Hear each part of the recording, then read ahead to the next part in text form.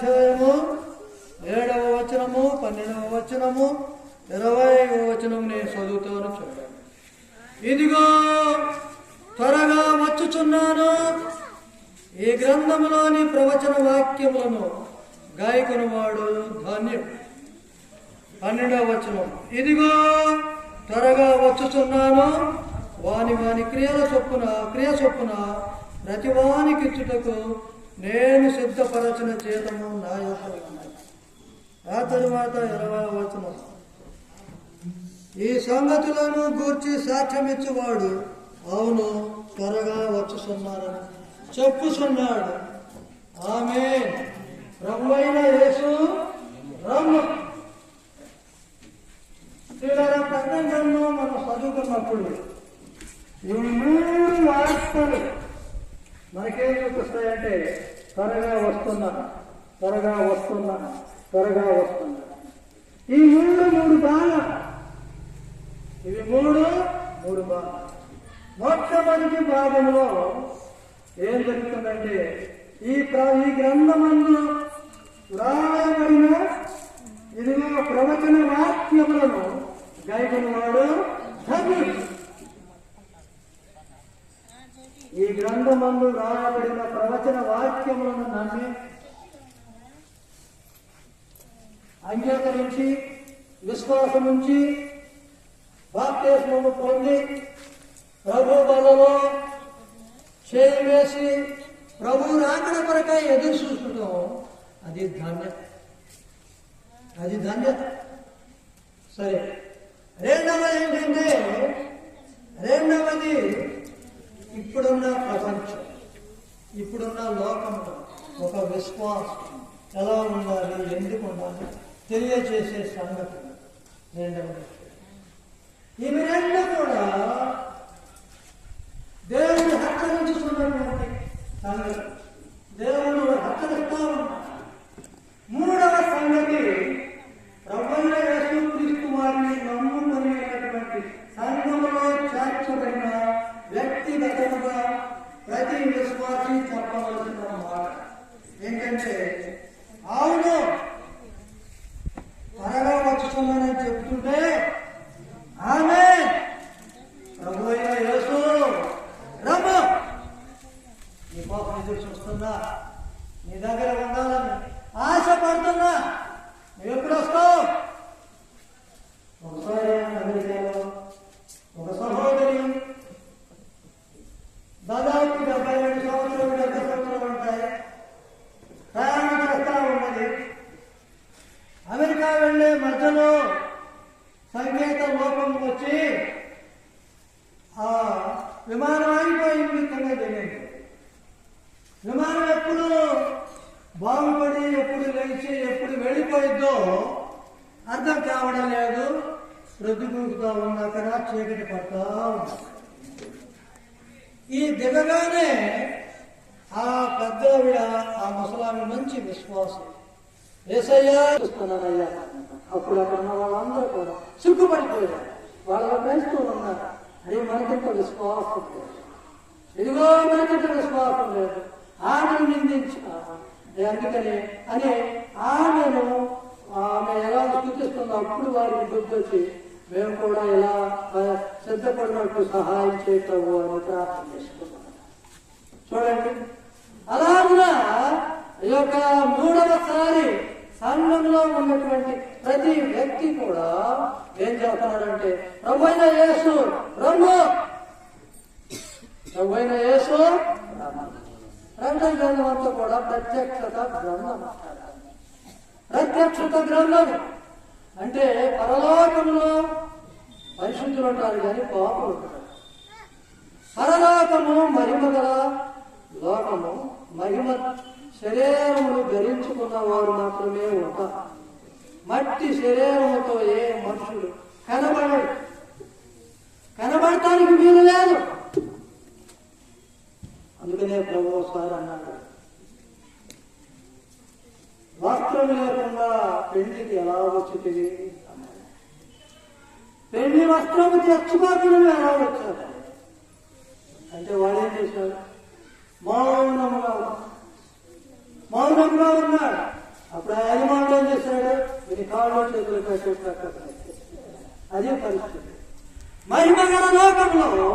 మహిమను ధరించుకొని మహిమ మరి శరీరమును ధరించుకున్న వారు మాత్రమే ఉంటారు.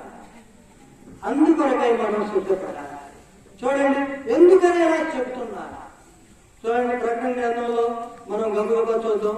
ఆ యొక్క మొట్టమొదటి ఎఫెసు సంఘం. ఇప్పుడు ఎఫెసు సంఘం చూడండి, నేను చదువుతాను ప్రియమైన వారు. 2వ అధ్యాయం చూడండి, 2వ వచనం. నీ క్రియలను, నీ కష్టమును, నీ సహనము నేనే ఎరుగుతాను.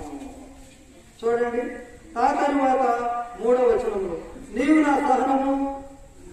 నీవు సహనము కలిగి నా నామము నిమిత్తము భారము భరించి అలయలేదని నేను ఆయనను మొదట నీకుండిన ప్రేమను నీవు వదలితివని నేను నీ మీద తప్పు ఒకటి మోపవలసి ఉన్నది. నీవు ఏ స్థితిలో నుండి పడితేవో అది జ్ఞాపకం చేసుకుని మారు మనసు పొంది ఆ మొదటి క్రియలను చేయము. అట్లు చేసి నువ్వు మారు మనసు పొందితేనే సరి, లేని ఎడల నేను నీ యొద్దకు వచ్చి నీ దీపస్తంభాన్ని తీసుకున్న జాగ్రత్త. ఎఫెసు సంఘానికి దేవుడు ఆజ్ఞాపిస్తా ఉన్నాడు. నీ క్రియలను నేనేనుకున్నాను, నీ ఏ స్థితిలో ఉన్నావే అనుకున్నాను. అయితే నువ్వేం చేస్తావంటే నీవు మొదటి స్థితిని కట్టావు, నీ మొదటి స్థితిని వదిలేవు. క్రైస్తవులందరికీ ఇప్పుడు విగ్రహాలు ఉన్నాయి. విగ్రహాలు అంటే క్రైస్తవులకే కాదు, అందరికీ విగ్రహాలు ఉన్నాయి. కానీ క్రైస్తవులకు మాత్రం విగ్రహాలు ఉండకూడదు. విగ్రహాలంటే ఓపిల్లారా మనకు కనబడే విగ్రహాలు కొన్ని ఉంటాయి, హృదయంలో ఉండే విగ్రహాలు కొన్ని ఉంటాయి. హృదయంలో ఉండే విగ్రహాలు కనబడవు, హృదయంలో ఉండే విగ్రహాలు కనబడవు. హృదయంలో ఉండే విగ్రహాలు అంటే కోరికలు, ఈ లోక సంబంధం ఏమిటంటే ఆశ. ఈ లోక సంబంధంగా మన హృదయాన్ని, మన మనసులు చెడిపోయి పడిపోయి. స్వర్ణ సంఘము 8వ వచనంలో ఉన్నది. అక్కడేం చెప్తున్నాడు? నీ శ్రమను, దరిద్రతను నేనెరుగుదును. ఏంటండి? నీ శ్రమను, దరిద్రతను నేనెరుగుదు. ఇది ఎలా ఉన్నారు? శ్రమలో ఉన్నారు, దరిద్రతలో ఉన్నారు. ఏం దరిద్రత? భూ సంబంధమైన దరిద్ర కాదండి, ఇది ఆత్మ సంబంధమైన దరిద్రత. అందుకనే ప్రభు ఎక్కడ ఏం గర్తిస్తున్నాడంటే చూడండి, ఇదో ఆయనను నీవు ధనవంతుడు అని చెప్పుతూ కొన్ని హెచ్చరికలు ఇస్తా ఉన్నాడు. సరే, 3వ సంఘం చూడండి. పెర్గములో ఉన్న సంఘం 12వ వచనం. ఈ 12వ వచనములో ఏమన్నాడంటే, సాతాను సింహాసనమున్న స్థలములో నీవు కాపురమున్నావని నేనే. ఏంటంటే సాతాను అక్కడే ఉన్నాడు. చూడండి, సాతాను కాపురమున్న స్థలంలో నీవున్నావు. సాతానుడు మన వెంబడే ఉంటాడు. ఎప్పుడు కూడా ప్రార్థన చేసే వాళ్ళు అమ్మడే ఉంటారు. వాడెప్పుడు కూడా ప్రార్థన చేసే వాళ్ళకి కావాలి, బైబిల్ చదువుకునే వాళ్ళకి కావాలి, నీతిగా ఉండే వాళ్ళకి కావాలి, భక్తిగా ఉండే వాళ్ళకి కావాలి. వాడికి భక్తి ఏమిటో పనిలేదు, అసలు సినిమాలకి వెళ్ళే వాళ్ళకి పనిలేదు. అందరూ వాళ్ళే కదా. కనుక దేవుని గురించి ఆలోచన చేసేవాళ్ళు, దేవునికి భయపడేవాళ్ళు మాత్రమే ఎక్కడ నన్ను గూర్చి సాక్షి అయిన అంత్యొకైన వాడు మీ మధ్యను సంపబడిన దినములలో నీవు నా నామమును గట్టిగా చేపట్టి నా అందరి విశ్వాసమును విసర్జింపలేదని నేను. ఇలా ఉన్నారు. సాతానుడు ఉన్నాడు, అయినా సాతానుడికి భయపడకుండా అంత్యొకై అనే ఒక మంచి తొలి దినాలలో ప్రియమైన వారులారా, ఎంతో మంది మంచి విశ్వాసులు దేవుని కొరకై ప్రాణం పెట్టారండి. హతసాక్షుల పుస్తకాలు చదవండి. చిన్న బాలుడే, ఒక బాలుడు 12 సంవత్సరాలు 15 సంవత్సరాలు ఉన్నాయి. వాడు క్రూరులైన వాళ్ళు. ఈ పిల్లవాడు చిన్న వయసులోనే ప్రభువుని నమ్ముకున్నాడు. అక్కడ ఉన్నటువంటి సాధారణ సమాజము ఆ పిల్లవాడిని తల్లిని తీసుకొచ్చి దగ్గర నిలబెట్టి ప్రభువుని విడిచిపెట్టావా నీ సహనం కదా. ఆ పిల్లవాడు అన్నాడు, నన్ను సభ్యులే పర్వాలేదు, నేను ప్రభువుని విడిచిపెట్టాను. కొంత దూరం తీసుకెళ్ళి ఈ ఎండుకులన్నీ కూడా గట్టిగా లాగాడు. తల్లి కొద్ది దూరంలోనే ఉంది, అది ఓర్చుకున్నాడు. ఆ తర్వాత అడిగారు, నేను విడిచిపెట్టాను. ఆ తర్వాత 2 కళ్ళు తోడేసి అమ్మా అని అడిగాడు. వాళ్ళమ్మంది, అయ్యా ఇంకా కొంచెం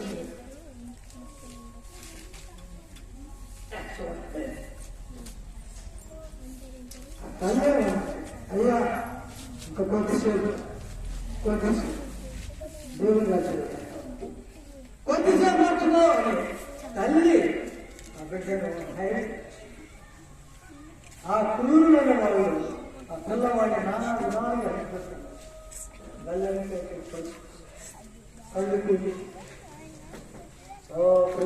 సాధారణ సమాజం ఉన్న స్థలము మనం కూడా ఉన్నాం. అయితే మన విశ్వాసం దేవుని వాక్యం చదువుతుంది. విశ్వాసమందు నిలకడగా ఉన్నారు. ఆ తర్వాత చూడండి పిల్లలు, ఇంకొక మరి పేదైన సంఘం తర్వాత పేదైన కదా, పేదైన సంఘం ఎలా ఉంది? నీ క్రియలను, నీ ప్రేమను, నీ విశ్వాసం, నీ పరిచర్యను, నీ సహనమును నేను ఎరుగుతున్నావు. నీ మొదటి క్రియల కన్నా నీ కడపటి క్రియలు మరి ఎక్కువైనవని ఎరుగుతున్నాను. ఆయనను నీ మీద తప్పు ఒకటి నేను మోపవలసి ఉన్నది. ఎలా అనగా తాను ప్రవక్త్రినని చెప్పుకొనిస్తున్న యజబేలును స్త్రీని నీవుండని చూస్తున్నావు. యజబేలు మన సంఘములలో ఉండకూడదు.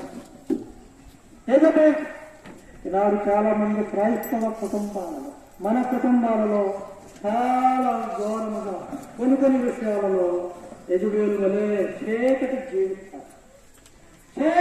జీవితాలలో ఉన్నారు. చీకటి జీవితం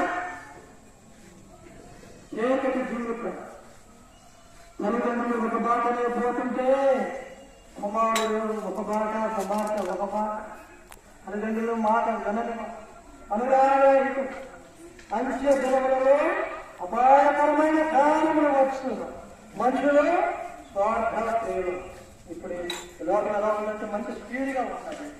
ప్రతి వారు ఏం చేస్తున్నారంటే, నేను బాగా సంపాదించాలనుకున్నాను, డబ్బు సంపాదన ఎక్కువైంది, పేరు ప్రతిష్టల సంపాదన ఎక్కువైంది, శరీరాశ, నేత్రాశ, దేవులకు ధర్మం అనేది ఈ లోకాన్ని కబలిస్తా ఉన్నాయి. కనుక అలాంటి సమయంలో బ్రహ్మన్నాడు, నీ యొక్క విశ్వాసము ఎలా ఉన్నది ఇక్కడ ఏమంటున్నాయంటే, యజమానులు నీవు విమర్శిస్తున్నా. రాత్రి మన జీవితాలను పరిశీలన చేసుకుని ఏమైనా చెడ్డ క్రియలు ఉన్నప్పుడు, చీకటి క్రియలు ఉన్నప్పుడు మన దేవుని సన్నిధిలో ఒప్పుకొని వారిని విడిచిపెట్టి కనికరము నేను వాక్యం చదివేస్తాను. అతిక్రమంలో దాచిపెట్టివాడు వర్తిల్లాడు. మనం వర్తించిన వాళ్ళకి నటిస్తాం. అది నటన. నాకేమైన పిల్లారా, మనం చెప్పుకుంటాం కాదు కానీ, నేను కానీ మీరు కానీ దేవునికి ఇష్టంగా జీవించినప్పుడే మనం ప్రతిఫలం పొందుతాం. ఆ తర్వాత చూడండి పిల్లారా, సార్దీసులో ఉన్న సంఘం జీవించుతున్న నీ క్రియలను నేను ఎరుగుదును. జీవించుతున్నామన్న పేరు మాత్రం ఉన్నది, నీవు మృతుడవే. మృతమైనటువంటి జీవితం, మృతమైన జీవితం. చూడండి, చాలా విషయాలలో మనం మృతులు కనపడటానికి మృతుల జీవితం, క్రియలమైన విశ్వాసము మృతమైనది. క్రియలు ఉండాలి, విశ్వాసం. ఎందుకని? మనకంటే దైవాలమైనది. చూడండి, మనం మరి ప్రభువుల గురించి చదివినప్పుడు, సువార్తలు చదివినప్పుడు అక్కడ దయ్యాలు ప్రభువును చూసి వణికినాయి. నువ్వు నేను మనకు పెద్ద గొప్ప పడిపోయినటువంటి దయ్యాలు, సాతానుడు దింపుకొచ్చినటువంటి సాతాను బ్యాచ్ యేసుక్రీస్తు ప్రభు చూసి గడగడ. మనకు విశ్వాసం లేకుండా, క్రియలు లేకుండా మనం గడగడలాడిన ఎంత ఒడిగినా కానీ ఎదురుగా ఉంటుంది. క్రియలు ఉండాలి, క్రియలు విశ్వాసం ఉండాలి. విశ్వాసంలో దేవుని వైపు చూసుకుంటూ ముందుకు సాగాలి. చూడండి, అందుకని ఇక్కడ ఏమంటే, ఓ ప్రియమైన వారు ఇక్కడ ఏమన్నాయంటే, నీ క్రియలు నా దేవుని ఎదుట సంపూర్ణమైనదిగా నాకు కలగాలి. ఈ రాత్రి కాలంలో ఎలా ఉన్నా నా దేవుని దృష్టికి నీ క్రియలు సంపూర్ణంగా లేవు. అసంపూర్ణత ఎందుకు వచ్చింది? ఓ దేవునిలో మనకు మొట్టమొదట పరిపూర్ణత సంపాదించు. సో నా తర్వాత పిల్లరా నాకు సమయం లేదు అని మమ్మల్ని చెప్పడానికి ఫిలదెల్ఫియా సంఘం 3:7 ఫిలదెల్ఫియా ఎక్కడ ప్రభు వాడికి దావీదు తాళాపు చెవి కలిగి ఎవరినో వేయలేకుండా చేయవాడును, ఎవరినో తీయలేకుండా వేయు సత్యస్వరూపి పరిశుద్ధుడు చెప్పు సంగతి ఏమనగా నీ క్రియలను నేనెరుగుదును. నీకున్న శక్తి కొంచెమై ఉండను. నీవు నా వాక్యమును బయటను నా నామమును ఎరుగుదను. ఈ సంఘం కొంచెం బాగుంది. ఈ సంఘంలో ఉన్న వారికి కొంచెమే శక్తి ఉంది. అయినా ఆ శక్తి కొంచెం శక్తిలో ఉన్నప్పుడు వీళ్ళకి శ్రమలు వచ్చినాయి, కష్టాలు వచ్చినాయి, వేదనలు వచ్చినాయి, శోధనలు వచ్చినాయి. అయితే అలాంటి సమయంలో ప్రియమైన వారు ద్వారా అలాంటి సమయంలో ఆయన వాక్యాన్ని గాయకులు ఆయన నామను గట్టిగా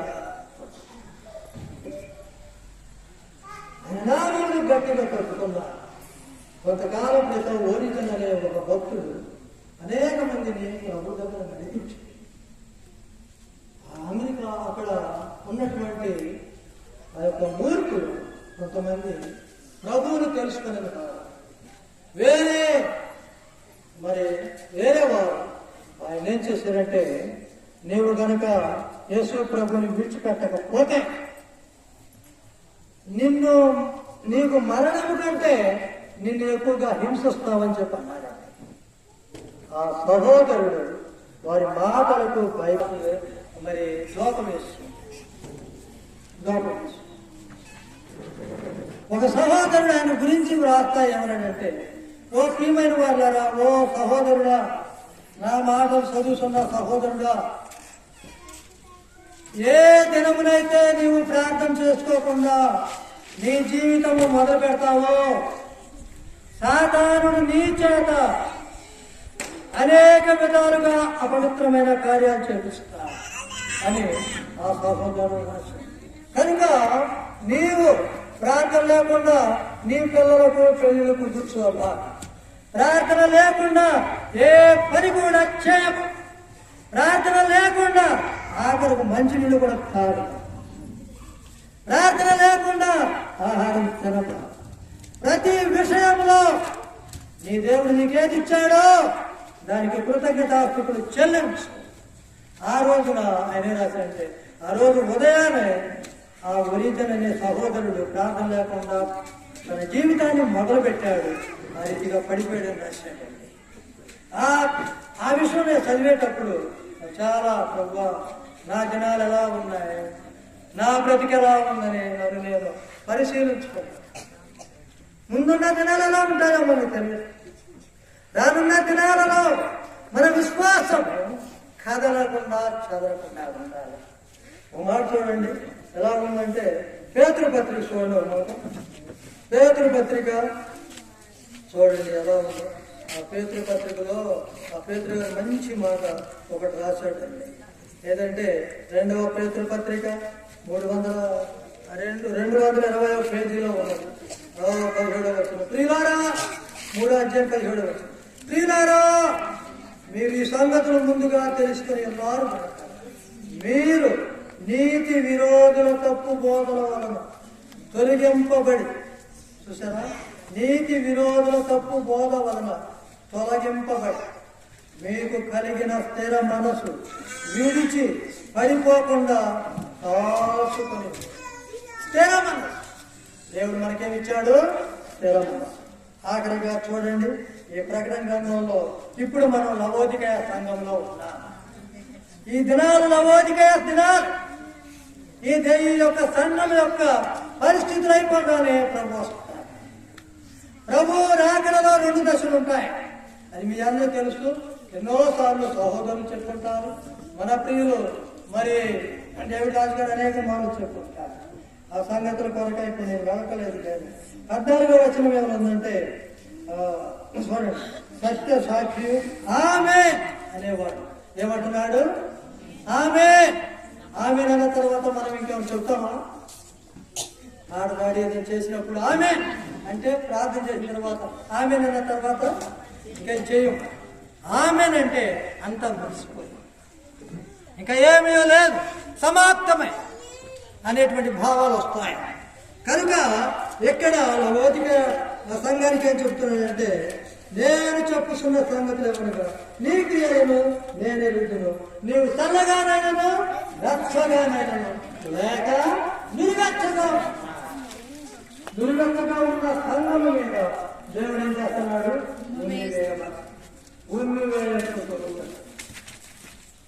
ఉమ్మి వేసుకుంటావా? మనం ఎలాగైనా నీవు దారుణాయుడు, దిక్కుమాలిన, దరిద్రుడు, గుడ్డివాడు, దిగంబరుడు ఉన్నామని ఎరుగక ఎలా ఉంటున్నారు ఇప్పుడు సంఘాల్లో? నేను ధనవంతుడను, ప్రార్థన చేస్తున్నాను, బైబిల్ చదువుతున్నాను, సందాలు ఇస్తున్నాను, అన్ని మంచిగా ఉన్నా, నాకేమి లేదని ఇదిగో నిన్నటి దినములో మనం చెప్పుకున్నటువంటి ఆ యొక్క ఆకుల మధ్యలో కూర్చున్న జక్కయ్య తను తాను ఎలా కప్పుకున్నాడో ఈనాటి క్రైస్తవులు ఇదిగో ఇలాంటి ఆకులనే కప్పుకుంటున్నా. నేను గర్వపడు, వాళ్ళకంటే నేను బాగున్నా, వీళ్ళకంటే నేను బాగున్నా, వాళ్ళు తక్కువ ప్రార్థన చేస్తారు, నేను ఎక్కువ. ఇలాంటి స్థితిలో ఉన్నా ఇలా ఎంత ప్రార్థన చేసినా, ఎంత బోధించినా మనం ఏం చేయాలి? దేవునికి మన జీవితం ప్రతి దినము చూసుకుంటూ ఉండాలి. అందుకని ప్రియులారు ఇక్కడ ఏమంటామంటే, ఇదిగో 22 అధ్యాయంలో ఇంతవరకు చాలు. 22 అధ్యాయాలు నా టైం అయిపోయిందా? 3 నిమిషాలు, ఒక 5 నిమిషాలు ఇవ్వండి. 1 నిమిషం అంతనా? 1 నిమిషం ఉందా? 4 నిమిషాలు వస్తుంది. అప్పుడు ఊరైనా సరే మా ఇస్తారని చెప్పండి. చూడండి, ఈ 22వ అధ్యాయంలో మొట్టమొదటిగా ప్రవచన వాక్యములు గాయపడాలన్నారు. రెండవదిగా 12వ వచనంలో చెప్పినటువంటి ఇదిగో త్వరగా వచ్చుచున్నారు అని చెప్పక మునుపు 10-11 వచనాలు ఎలా ఉన్నాయో మనం చూడాలి. అక్కడేం రాయబడి ఉందంటే, చూడండి, అన్యాయం చేయవాడు ఇంకను అన్యాయమే చేయాలి, అపవిత్రుడైన వాడు ఇంకను అపవిత్రుడుగానే ఉండని, నీతిమంతుడు ఇంకను నీతిమంతుడుగానే ఉండను, పరిశుద్ధుడు ఇంకను పరిశుద్ధుడుగానే ఉండను. ఇలాంటి వారి మధ్యలో మనం ఉన్నాం. ఇలాంటి వారిమే మనం. అన్యాయము అక్రమము విస్తరించుతున్న దినాలు. మంచితనం ఎప్పుడో పోయింది, నీతి పోయింది, భక్తి పోయింది, నైతిక విలువలు మంటలో కలిసిపోయింది. ప్రతి కుటుంబంలో, ప్రతి సంఘంలో అవినీతి కార్యాలు ఏర్పడింది. సంఘాలు కరంగా ఒకప్పుడు మరి ఎంతో వెలుగొందినటువంటి హైదరాబాద్ హెబ్రోన్ సంఘం 10,000కు పైగా ఆ యొక్క దేవుని చేత ఏర్పరచబడినటువంటి భక్త సింగ్ 10,000కు పైగా సంఘాలను దేవుడు ఆయన చేత నిర్మింపచేసి ఈనాడు ఆ సంఘాలే కాదండి, మన సంఘాలలో కూడా ఎంతో గలిబిలో గలిబిలి వచ్చినటువంటి ఈ దినాలలో ఓ అన్యాయము, అక్రమము, అపవిత్రత, అవినీతి ఉండినటువంటి జనాలలో ఇక్కడ ఏమంటే పరిశుద్ధుడు ఎంతనో పరిశుద్ధుడుగానే ఉంటాడని. ఇలాంటి ఒక ప్రశ్న, మన పరిశుద్ధులుగా ఉన్నామా లేకపోతే అన్యాయస్తులుగా ఉన్నామా? ఈ ప్రశ్నలు మనం వేసుకుంటాం. ఇక్కడ ఏమంటే బదులు త్వరగా వచ్చుతున్నాం, వారి క్రియ చొప్పున ప్రతి వారికి ఇచ్చుట సిద్ధపరచిన జీతము నా యొద్ద ఉన్నది. ఎవరి యొద్ద ఉన్నది? నా యొద్ద ఉన్నది. త్వరగా వచ్చుతున్నాను, ప్రతి వారికి ఇచ్చుటకు నేను సిద్ధపడ, ప్రభు సిద్ధపరచాడు. చూడండి, యూదులకు ఇశ్రాయేలులకు తండ్రి అనే దేవుడు సిద్ధపరిచాడు. యేసు క్రీస్తు ప్రభు నమ్ముకున్నాడు. ప్రభు ఇదిగో ఆయన సిద్ధపరచున్నట్టు యెషయా గ్రంథంలో కూడా నేను ప్రతి వారి క్రియల చొప్పున వారికి జీవిస్తాను. అది ఇశ్రాయేలు భాగం, ఇది క్రైస్తవుల భాగం. ఇప్పుడు క్రైస్తవ్యంలో ఉన్నాము కనుక ప్రియమైన వారు, మనం ఏ యొక్క క్రియలు చేశామో, ఏ క్రియలు ఎలా వస్తాయి మనకు? ఎలా వస్తాయి? నువ్వు ప్రార్థించినందుకు ఒక బహుమానం, నీవందరినీ తీసుకొచ్చినందుకు ఒక బహుమానం, నీవెక్కడ ఊడ్చినందుకు ఒక బహుమానం, సామాను వేసినందుకు బహుమానం. ఇదిగో నీ పనులు మానుకొని ప్రయాసపడుతున్నందుకు ఒక బహుమానం. నీ యొక్క కష్టార్జితంలో దేవుని కొరకై, దేవుని పని కొరకై సమర్పించినందుకు ఒక భాగం. ఈ భాగాలన్నీ మధ్యాకాశంలో ప్రభు మనకివ్వబోతున్నాడు. అదే కొరింథీ పత్రిక 2వ మాట చూద్దాం. మొదటి కొరింథీ పత్రిక 5వ అధ్యాయం మనకు తెలిసిన మాట. అదేంటంటే అక్కడ చాలా ఈ స్వీకరించకపోతే పూర్తి కాదు. చూడండి, 2వ కొరింథీ పత్రిక 5వ అధ్యాయము 10వ వచనం. యేసు క్రీస్తు ప్రభు నమ్ముకుని విశ్వాసపు యాత్రలో కొనసాగే వారికి ఎక్కడ వ్రాయబడి ఉన్నది. ఇదిగో విశ్వాసులు కాని వారికి, విశ్వాసంలో కొనసాగిపోయేవారు ఇక్కడ ఏం రాయబడి ఉన్నది? ఇదిగో తాను జరిగించిన క్రియల చొప్పున అవి మంచివైనను సరే చెడ్డవైనను సరే దేహంతో జరిగించిన వాటి ఫలము ప్రతి వాడును పొందినట్టు మనమందరము క్రీస్తు న్యాయపీఠం మీద ప్రత్యక్షము అక్కడ మనం పొందుతా. ఎంత బహుమానం పొందుతావా? నేనెంత బహుమానం పొందుతాను? ఆ రోజున మనకు తెలుసు. అందరి ముందు విశ్వాసులైన వారు, ఇదిగో ప్రపంచంలో ఉన్న విశ్వాసులు అందరి ముందు, అమ్మా నీవెంత ప్రయాసపడ్డావు, ఇదిగో నీకు ఈ బహుమానం ఉందని చెప్పండి. ఆ బహుమానం ప్రియమైన వారిలాగా ప్రభు చేతుల మీదుగా ఆఫ్టర్ ఎక్కడ ఈ యొక్క లోకంలో ఉన్నటువంటి ఒక కలెక్టర్ గారు, ఒక ముఖ్యమంత్రి గారు, ఏదైనా ఒక గవర్నర్ గారు, ఒక ప్రధానమంత్రి వస్తుంటే మనం అంత సంతోషిస్తాం, మన వాళ్ళని సంతోషిస్తాం. అదే ప్రకారంగా ప్రభు దగ్గర మనం పొందే బహుమానము ప్రపంచంలో ఉన్న ప్రతి విశ్వాస అప్పుడు నీ వార్పు నీ సహనము దేవుడు అక్కడ ప్రశంసిస్తాడు. దాని కొరకై మనం సిద్ధపడాలి. త్వరగా నమ్ము అని చెప్పుటను మనం సిద్ధపడాలి. దేవుడు ఆ రీతిగా మనందరినీ సిద్ధపరిచి తన నామ మహిమ నిమిత్తమై మనలను నడిపించడం.